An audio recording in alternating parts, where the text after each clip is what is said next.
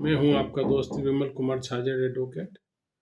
दोस्तों, police investigation में कई बार ऐसे दस्तावेज पेश कर देती है कि कड़ी को जोड़ने के लिए कुछ डॉक्यूमेंट तैयार कर लिए और कोर्ट में पेश कर दी चार्जशीट, किंतु बाद में जब ट्रायल होती है तो उनका बारीकी से जब विश्लेषण होता है तब उनकी गलतियां पकड़ में आ जाती है। ऐसा ही एक मामला मध्य प्रदेश उच्च न्यायालय के समक्ष आया।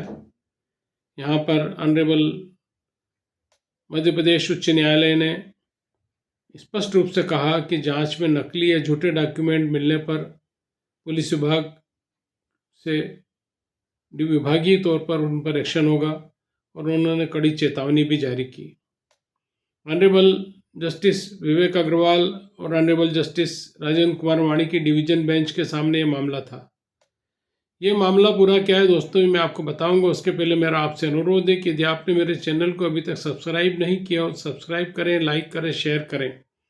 लीगल अपडेट्स इन हिंदी, ये एक चैनल आपको समय समय पर जो अपडेट्स कोर्ट के होते हैं उनके निर्णयों से अवगत कराता है और जो निर्देश माननीय हाई कोर्ट और सुप्रीम कोर्ट से दिए जाते हैं उनके बारे में भी समय समय पर जानकारी आपको देता है।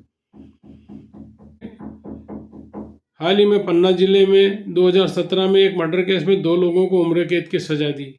ये मामला उनके सामने आया और उसमें जो मामला था वो केवल सर्कमस्टेंशियल एविडेंस के आधार पर था और लास्ट सीन की स्टोरी उसमें बताई गई थी और सबूतों की चेन उसमें अधूरी होना पाई गई।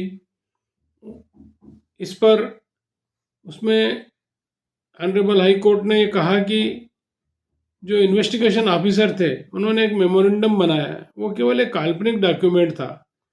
यहाँ पर ऑनरेबल मध्य प्रदेश उच्च न्यायालय ने जजमेंट की कॉपी सरकारी वकील को दी और कहा कि डीजीपी मध्य प्रदेश को इस निर्णय की प्रति भेजी जाए और इस प्रति को सभी पुलिस अधिकारियों को सर्कुलेट भी किया जाए ताकि भविष्य में कोई भी ऐसे नकली डॉक्यूमेंट बनाकर कोर्ट में पेश न करें और उसके आधार पर इन्वेस्टिगेशन में इस तरह की बड़ी गलतियां न करें। मामला क्या है पूरा दोस्तों, ये पन्ना जिले में प्रथम सेशन जज थे, उन्होंने पंथ प्रकाश कुशवाहा की हत्या के मामले में फैसला दिया था। आईपीसी की धारा 302 और 34 के तहत 2 लोगों को दोषी ठहराया गया। अपील को इस आधार पर चुनौती दी गई कि हालातों और सबूतों की चेन अधूरी और एक जैसी नहीं थी। यहाँ पर कोर्ट ने कहा कि प्रोसिक्यूशन का केस लास्ट सीन स्टोरी के बारे में था।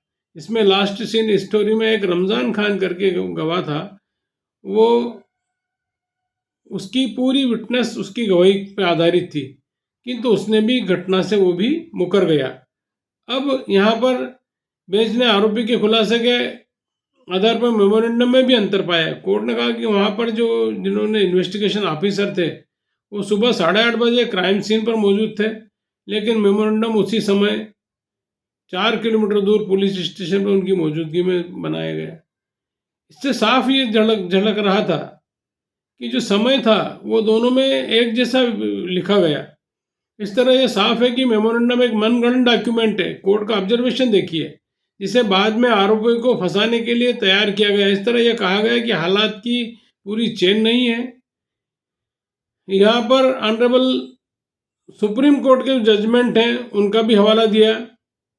शरद बिरदीचंद शारदा वर्सेस महाराष्ट्र राज्य का एक मामला था, उसमें ऑनरेबल सुप्रीम कोर्ट ने यह कहा था कि केवल काल्पनिक बातों के आधार पर किसी को सजा नहीं दी जा सकती, जबकि उसके खिलाफ सबूतों की पूरी चेन होना चाहिए।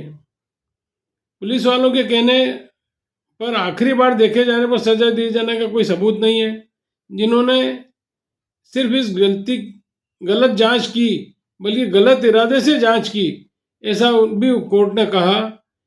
यह भी कहा कि मेमोरेंडम जांच अधिकारी के हिसाब से बनाए गए कानून की नज़र में विवादित फैसला कायम नहीं रखा जा सकता। तो दोस्तों, ये पूरा मामला है।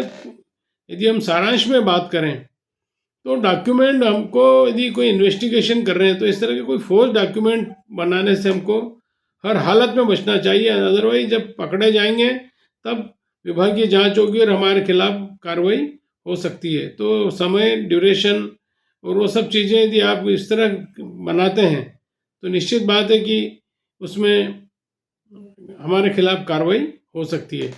नमस्कार दोस्तों, ये पूरा विवरण कमलेश भाई Kushwaha versus state of Madhya Pradesh का था।